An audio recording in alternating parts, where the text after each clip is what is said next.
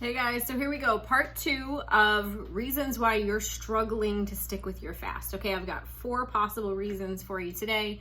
My hope is that in being able to identify the struggles of why you're struggling to commit with your fast, you'll be able to pinpoint what you need to do.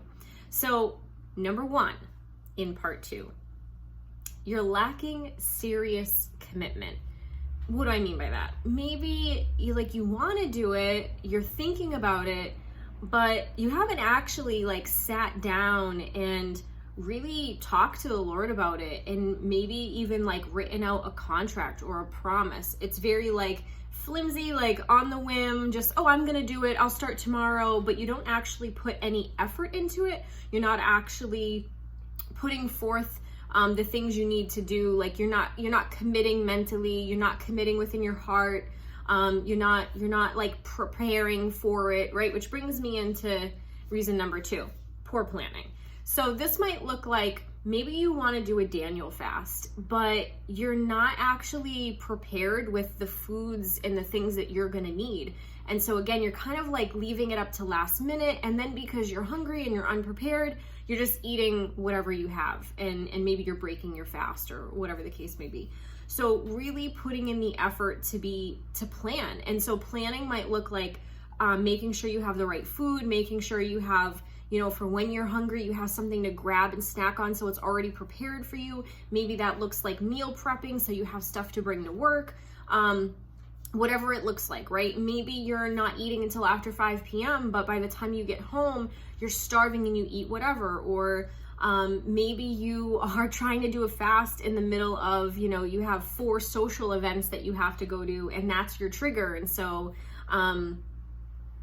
you're really kind of setting yourself up for failure.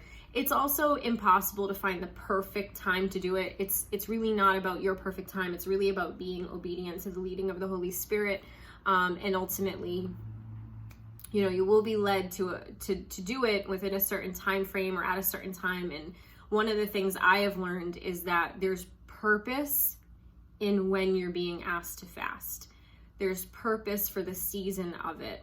It probably, or it definitely aligns with other things or other people.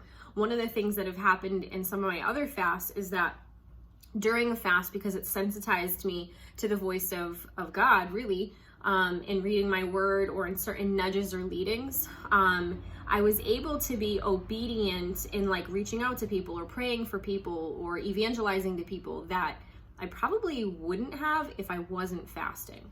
So poor planning. So number 1 was lack of serious commitment. Number 2 was poor planning. And that, just to kind of add to that, that can also look like poor mental planning or poor emotional planning, right?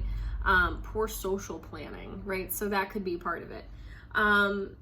Which leads me to 3, have you prayed about it? This might seem like an obvious one, but one of the things that happened to me, I think it was on my very first fast when I was really struggling to follow through. And it was the only thing that was on my brain was eat ice cream. It was the more I tried to fast, the hungrier I was, right? And an elder of a church basically said to me, have you prayed? And I was like, of course I prayed. But then I really sat with it and I thought about it and I was like, wait a second. I've talked to God a lot about it, but I have not intentionally sought help and intentionally prayed about it. So it may sound obvious, but maybe not. So just being adamant about actually putting it into prayer and asking for the help and guidance and the timing and what kind of fast and how long and all those kind of things, and see what comes up on your heart. So number 4 is perhaps you are putting fear above faith. So perhaps you want to fast. You feel led to fast. You're preparing. You're doing all these things. But there's a level of fear because you're worried that fasting might impact your health. Fasting might cause a problem. Fasting, some kind of fear around fasting. You can't do it. You're worried about, what if you take this food out of your diet? You're not going to be able to do this or that. You're going to have low energy. Whatever the concern is. One of the ways to kind of alleviate this is, 1, well, if you're being guided and you're led by God, then that in and of itself should provide some kind of like assurance for you, but it still requires a level of faith, right? But along with that is just being educated of the very practical things that happen when someone fasts. And so you might want to start exploring some of the symptoms or things that can happen when you fast, and recognize that they're not bad or detrimental. They don't mean that like your health is going to fail or something's going to go drastically wrong. A lot of times people will experience detox symptoms that are incredibly normal, but it kind of scares them. So for example, you stop drinking caffeine, you give up your coffee as part of your fast, you might get headaches. You stop eating sugar and you're used to eating a lot of sugar, you might get the shakes. You might feel weak a couple days.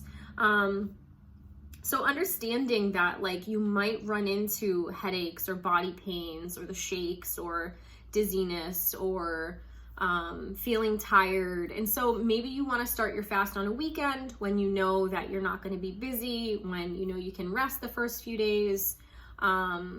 Anytime there's like an adjustment or a major adjustment in what you're eating, you probably might experience some symptoms. So another way to alleviate that is don't create a major jump in how you eat to what you're going to do. So if you're used to eating a standard American diet and you're eating out all the time and you're eating a lot of meat and you're eating a lot of cheese and processed foods and fats and greasy things, and you want to fast and do a water fast, that's extreme.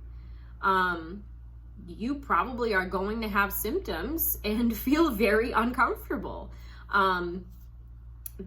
Not just very practical, right? So maybe if you're used to eating that way, maybe you want to ease into doing a Daniel fast, right? Versus just pure water fasting.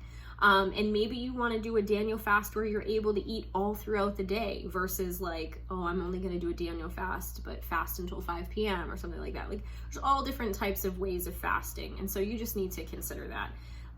Also, I would add, if you have genuine health issues, like if you're diabetic, then you're not going to water fast. You don't want to mess with your blood sugar like that. So you just, you do a fast in a way that works for you. Maybe you're just going to give up sugar. Maybe you're just going to give up, processed food and sugar. Maybe you're going to just give up meat and sugar, right? Maybe you're not going to do a water fast, right? You're going to do a Daniel fast. Maybe you're just only going to eat, like a Daniel fast, fruits, vegetables, nuts, seeds, etc., right? And, so yeah, those are just some examples of how to alleviate some of those like health fears or health concerns that might come up. There's a way of doing it. And then of course, I'm not a doctor, check in with your doctor, see what they say. But ultimately, be in prayer about it, educate yourself, all those types of things. All right. So this was part 2, 4 additional reasons why you might be struggling to stick with your fast or follow through or start. If it was helpful, please please subscribe, please comment below. It helps get it out to other people. Shameless plug. So, all right, take care.